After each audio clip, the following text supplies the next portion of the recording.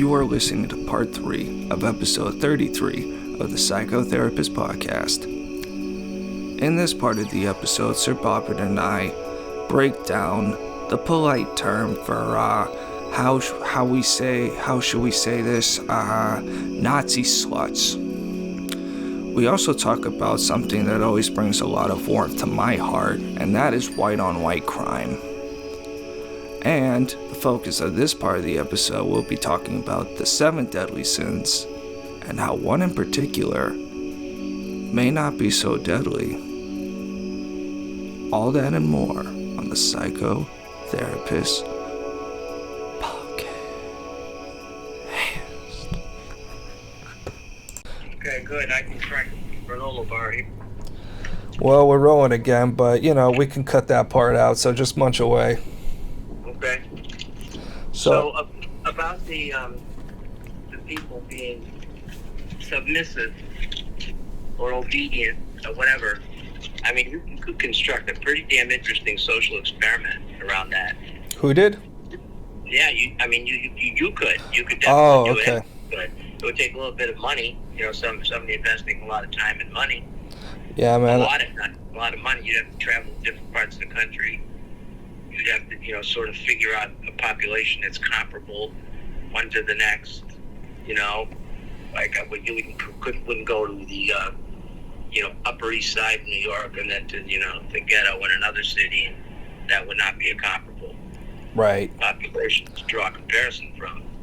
Yeah, man. Part of me, I don't know, feels like it'd be fun to be. Is that what the kind of thing sociologists actually do? Yeah. Okay. Yeah, I remember taking one sociology course in college and finding it pretty interesting. But anywho, so as far as other sociologists, social psychologists. Yeah. This little aside, my granddaughter had to do a paper on research. She'd never done research, so she asked me to help her with it. So I did, and basically they used a lot of the experiments that I was familiar with from psych courses, social psychology stuff, about compliant behavior and things like that. I mean, for me, it's I just use this example of traffic lights as a funny little thing, but when you think about it, when you from a historical perspective, look at how do you get a Nazi Germany? How do you get a Mao, Zedong? How do you get all these different tyrants? On some level, it's compliance. And I remember this quote from Solzhenitsyn, and part of he said Stalin didn't kill all these people. We all did our part and he used this example of these women who basically may or may not have bedded German soldiers during the war. And he said, we all did our part when we all nodded our heads and said, yes, German bed straw. That's all they are. German bed strong? Straw? Like an old bed? Like hay? Okay. Yeah. You get it now? Say it again. I missed a piece of it. German? Bed straw. Bed straw. German bed straw. Okay. It's a polite way of calling them whores for the fascists. Got it. Although I'd never heard it. I never heard that term. I never heard that term either. And, none of us really have slept on a straw bed any time lately, so that's probably why we haven't heard it. But, this is 1940s, Eastern Front Europe, and still a lot of peasant villages and all these kind of things. So there's a movie that was made called Straw Dogs. Did you ever see it? Never heard of it. A rather disturbing movie, but it took place in Europe. I think it was Dustin Hoffman might have been in it. It was about a crew of workers who were replacing a straw roof. It's in contemporary times, so it wasn't didn't take place a century ago. And they ended up being really nasty individuals. They raped the guy's wife, and there's some other disturbing aspects of the film. I can't quite remember it. Kind of Clockwork Orange-ish. Yeah, it was a little bit of that. Yeah. But there was some political commentary that I didn't pay close enough attention to that really had to do with the Germans in Europe and their standing. And can't remember if these people who were replacing the thatched roof were Germans. I know that it was an Irish village. It was kind of confusing, actually. So was it like an ethnic hatred kind of thing? Yeah. Basically. Yeah, people underestimate how much that shit existed in Europe, you know? I mean, like, I couldn't give you great examples, like, off the top of my head, but Stalin very intentionally, like, would pit different groups in Eastern Europe. I think he pitted, like, Poles and Ukrainians against each other, different religious minorities, whatever, you know? Just any means, Bob. Yeah. I used to hear my wife's grandmother talk about the Czechoslovakians and the Poles, and there was so much hatred in and amongst those groups. It was remarkable. It was just unbelievable. And they all hated the Russians. Yeah. Yeah. And then there's I'm sure there's a lot of beef between like North and South England, North and South Italy, you know, all kinds of different shit. But anywho, we're getting sidetracked. So we have on my list at least 2 things left for our session, and holy shoot, it's almost how the time flies, Bob. But anyway, so the 2 things. So let's go with your issues, okay? Well, the only 2 things, and I honestly think yours is a bit more interesting and relevant to the pod, is your sort of psychological tidbits and talking about the monkey mind. And if we have time left over, I was going to like sort of dive Jordan Peterson style a bit into the question on pride. Okay. But let's start with your thing. I'm really fascinated with the pride question because of all the religious implications in Jordan Peterson's background in theology and all of that. So I don't know what you have to say about that, but. Well, I would be curious what he would have to say, and for me, I don't have an answer. Like, I have more questions than anything, because, you know, as I was telling you before the call, this first sort of conversation came into my mind from Anomaly when he was talking about Pride Month and how, you know, and I've heard like sort of people like that kind of say like, you know, at first the pride parades and stuff was like fine, whatever, who cares, but now it's kind of getting a little grotesque and like in the kids' faces and like it's getting a little much. And like this whole Pride Month thing, well, isn't pride like one of the deadly sins? Doesn't pride come before the fall? You know, and like all the religious implications of that.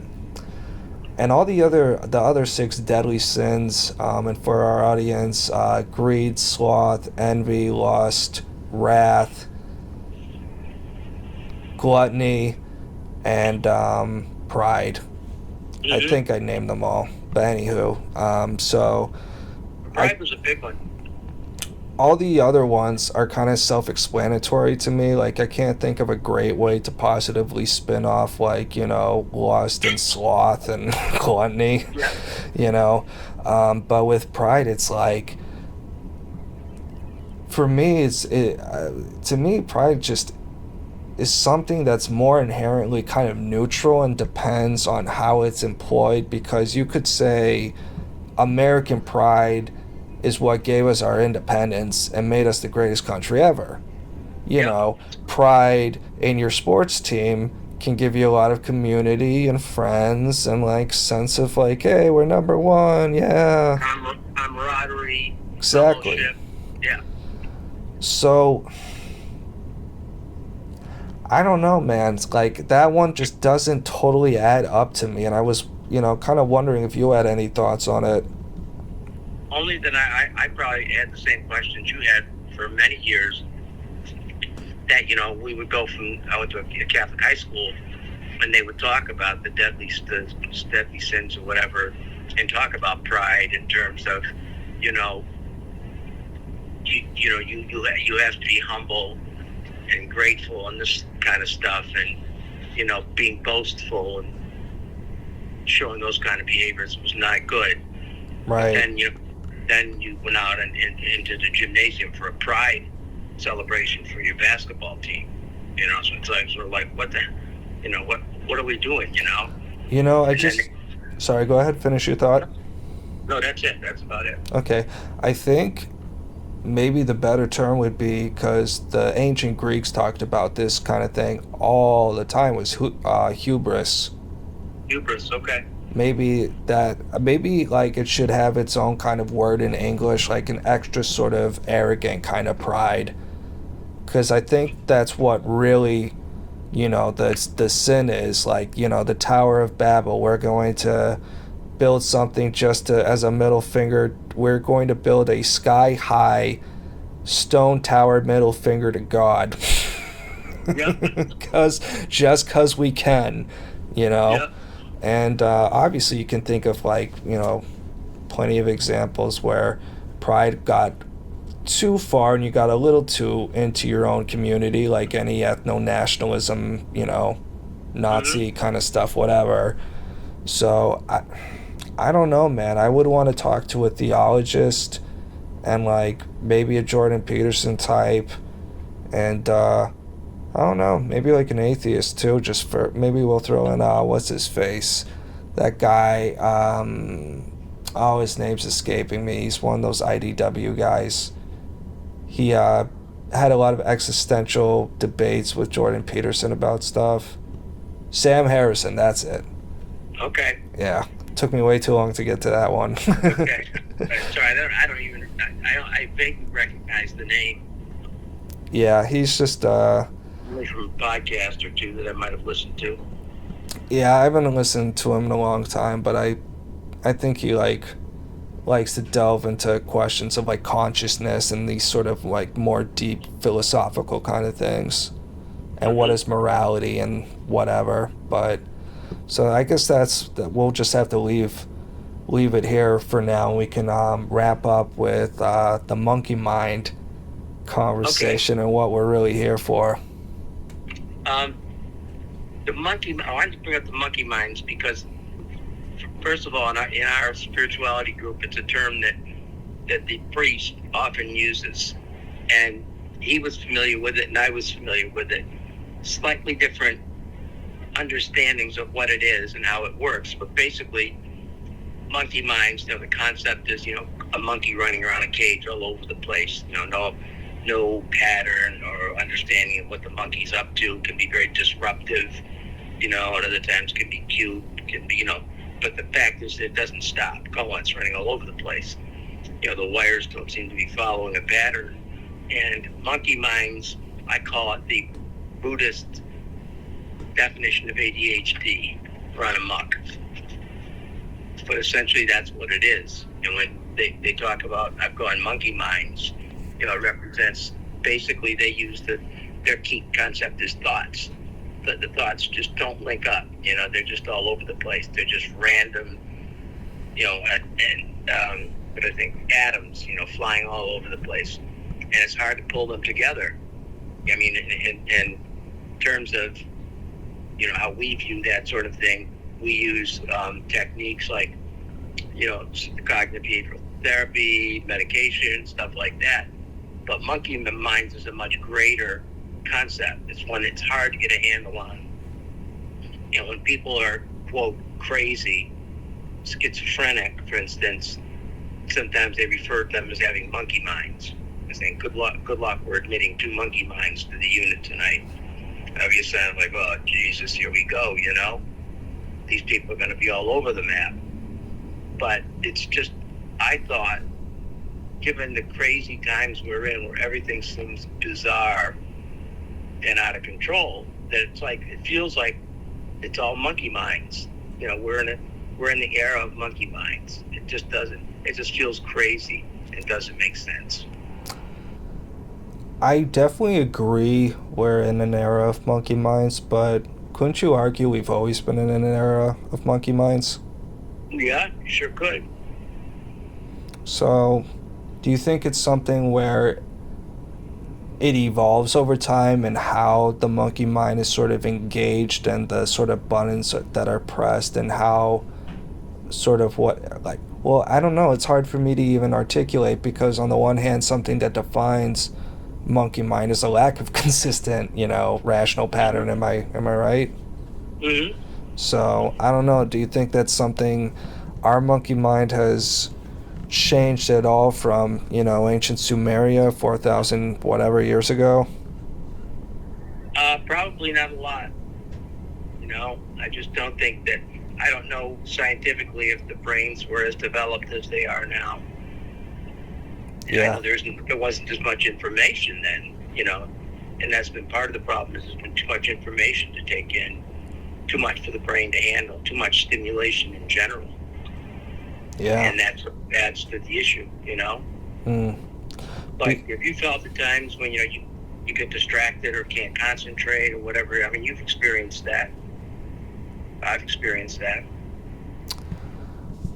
I mean, for sure. I'm just trying to think if I've ever had, like, an extreme case of monkey mind. I don't know, probably under severe psychological duress, maybe. Right. A lot of this ties into the Buddhist, concepts of things like meditation, which is the only way you, now, if Jordan Peterson were talking about it, I haven't heard him talk about it, he would probably talk about contemplation and prayer. The Buddhists talk about meditation. The only way to stop the madness is to meditate, to slow down the mind, calm the mind, quiet the mind. And that's how they would approach it. An American doctor might say medication. We have medications that can kind of make that, have those neurons connect in a more, sophisticated way with not a lot of interference and distraction, from a neurological point of view, which I can't really do, but you got the kind of idea that I'm talking about. So for sure. Would have approached it differently. Yeah. But I just find it's an interesting concept, and the fact that I'm hearing people use it more often, I just think that's interesting. Yeah, man, and I don't know, it's hard for me to, like, say how I, like, really I'm trying to say right now, but, like, I feel these, at least past few months, just between consistently doing the Wim Hof breathing and the cold showers and the Michael Sealy tapes at night, and this is key, squats. Squats. As an exercise, squats. Right. So Yep. I had a friend who told me that told me to never skip leg day because